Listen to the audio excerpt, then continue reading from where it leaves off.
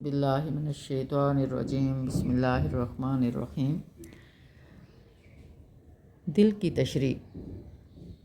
یہ ہم سب کو پتہ ہونا چاہیے کہ انسانی جسم میں سب سے زیادہ اعلیٰ اور افضل عضو دل ہے۔ یہی اللہ کو جانتا ہے، اس کے لیے عمل کرتا ہے اور اس کی طرف رہنمائی کرتا ہے، اور اللہ کے قریب کرنے والا اور صاحب مکاشفہ بھی یہی ہے، اور اعضاء اس کے تابعدار اور خادم ہیں۔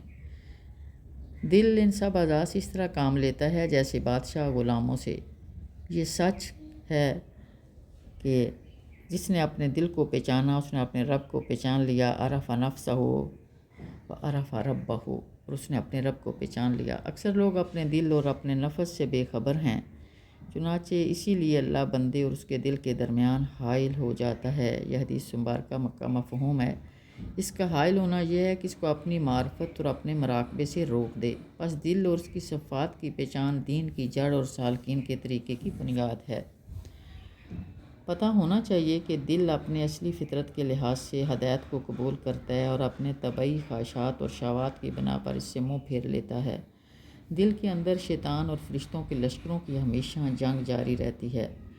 دل حتیٰ کہ ایک کے لیے فتح نہ ہو جائے، پھر وہ اس میں ڈیرا لگاتا ہے، اس میں اپنا وطن بناتا ہے، اور دوسرے کا گزر اس میں صرف جھپٹ کی صورت میں رہ جاتا ہے۔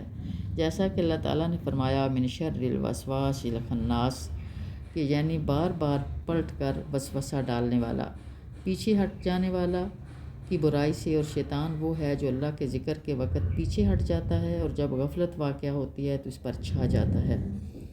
تو یہ خناس جو بار بار آ کے وسوسہ ڈالتا ہے، اور دل سے شیطانی لشکروں کو صرف اللہ کا ذکر ہی ہانک سکتا ہے، کیونکہ وہ ذکر کے مقابلے میں نہیں ٹھہر سکتا۔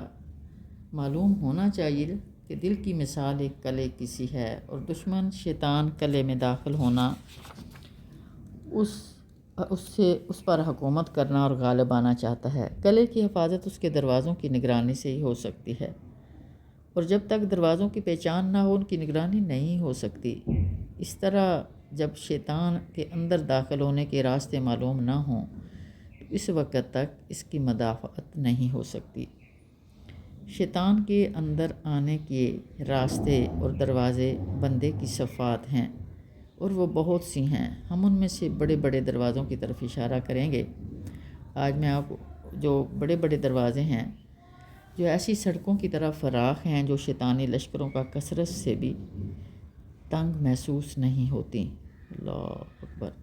ان بڑے دروازوں میں سے سب سے بڑا دروازہ حسد اور ہرس ہے۔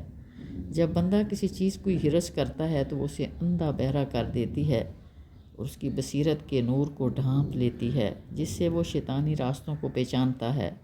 جس طرح جب انسان حاسد ہوگا تو اس وقت شیطان کو مداخلت کا موقع ملے گا۔ حریص کی نگاہ میں ہر وہ چیز اچھی ہوگی جو اس کی خواہش تک اس کو پہنچائے، اگرچہ وہ خواہش بری اور فحش کیوں نہ ہو۔ ان بڑے دروازوں میں سے غصہ، شہوت اور تندی تیزی بھی ہے۔ غضب عقل کی تباہی ہے، یعنی حضور صلی اللہ علیہ وسلم نے فرمایا کہ غصہ عقل کو کھا جاتا ہے، اور جب عقل کا لشکر کمزور ہو جاتا ہے تو شیطان اس پر حملہ کر دیتا ہے، اور پھر وہ انسان کے ساتھ کھیلتا رہتا ہے۔ فرمایا گیا کہ ابلیس کہتا ہے جب کسی بندے میں سختی ہو تو ہم اس کو اس طرح لڑکاتے ہیں جیسے بچہ گیند کو لڑکاتا ہے، کبھی ادھر کبھی ادھر۔ اللہ۔ ان دروازوں میں سے مکان، کپڑوں اور سامان کی خوبصورتی کی محبت بھی ہے۔ شیطان ہمیشہ انسان کو مکان کی تعمیر اور اس کی چھتوں اور دیواروں کی زیب و زینت اور کپڑوں اور سامان کی خوبصورتی کی دعوت دیتا رہتا ہے، اور کم عقل انسان ساری زندگی انہی چیزوں میں برباد کر دیتا ہے۔ ان دروازوں میں سے سیر ہو کر کھانا، یعنی بہت زیادہ پیٹ بھر کر کھانا بھی ہے۔ اس سے شہوت طاقت پکڑتی ہے اور وہ اطاعت سے رک جاتا ہے۔ ان میں سے لوگوں کی چیزوں کو طمع بھی ہے۔ جو آدمی کسی چیز کا طمع رکھے گا، لالچ رکھے گا، وہ اس کی ایسی تعریف کرے گا جو اس میں نہیں ہوگی، اور اس سے مداحنت کرے گا، اور اسے بھلائی کا حکم نہ دے گا اور برائی سے روک نہیں سکے گا۔ ان دروازوں میں سے جلد بازی اور تحقیق نہ کرنا بھی ہے۔ نبی صلی اللہ علیہ وسلم نے فرمایا جلد بازی شیطان سے ہے، اور غور و فکر کرنا اللہ تعالیٰ کی طرف سے ہے۔ ان دروازوں میں سے مال کی محبت بھی ہے۔ جب یہ دل میں راسخ ہو جاتی ہے تو دل کو بگاڑ دیتی ہے، اسے ہر طرح سے مال جمع کرنے پر آمادہ کرتی ہے، اسے بخیل بنا دیتی ہے اور تنگ دستی سے ڈراتی ہے، یہاں تک انسان کو لازمی حقوق سے بھی روک دیتی ہے۔ ان دروازوں میں سے عوام کو مذہبی تعصب پر ابھارنا اور دین کے تقاضوں کے مطابق عمل نہ کرنا بھی ہے۔ ان دروازوں میں سے عوام کو اللہ تعالیٰ کی اور اس کی صفات کے متعلق سوچنے اور ان امور پر غور کرنے پر آمادہ نہ کرنا بھی ہے۔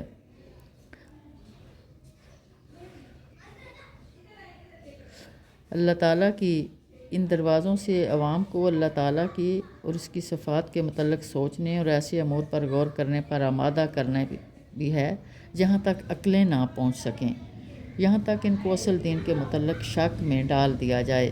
مثال کے طور پہ جیسے بندہ سوچتا ہے نعوذ باللہ کہ اللہ نے تمام مخلوق کو پیدا کیا اور اللہ کو کس نے پیدا کیا۔ ان دروازوں میں سے مسلمانوں پر بدگمانی بھی ہے، جو ہم ایک دوسرے پر بدگمان ہو جاتے ہیں فوراً۔ جو مسلمان سے بدگمان ہوگا وہ اس کو حقیر سمجھے گا، اس کے بارے میں زبان سے تان کرے گا اور اپنے آپ کو اس سے بہتر سمجھے گا۔ بدگمانی گمان کرنے والے کی خباثت سے ظاہر ہوتی ہے، کیونکہ مومن کا عذر قبول کرتا ہے اور منافق اس کے عیبوں کو کریدتا ہے۔ یہ کسوٹی ہے۔ انسان کو تہمت لگنے کے مقامات سے پرہیز کرنا چاہیے تاکہ اس کے متعلق برا گمان نہ ہو۔ یہ کچھ حصہ تھا شیطانی راستوں کے جس کا ذکر کیا گیا ہے، اور ان آفات کا علاج یہ ہے کہ بری صفات سے دل کو پاک کر کے ان راستوں کو بند کیا جائے، اور انشاءاللہ ان صفات پر پھر میں بات کروں گی۔ جب دل سے پوری صفات کی جڑیں اکھیڑ دی جائیں گی تو بھی دل میں شیطانی خیالات کا گزر تو ہوگا، لیکن وہ مضبوط اور پائیدار نہ ہوگا۔ ان خیالات کو اللہ کا ذکر روک سکتا ہے اور دل کی آبادی تقویٰ سے ہے۔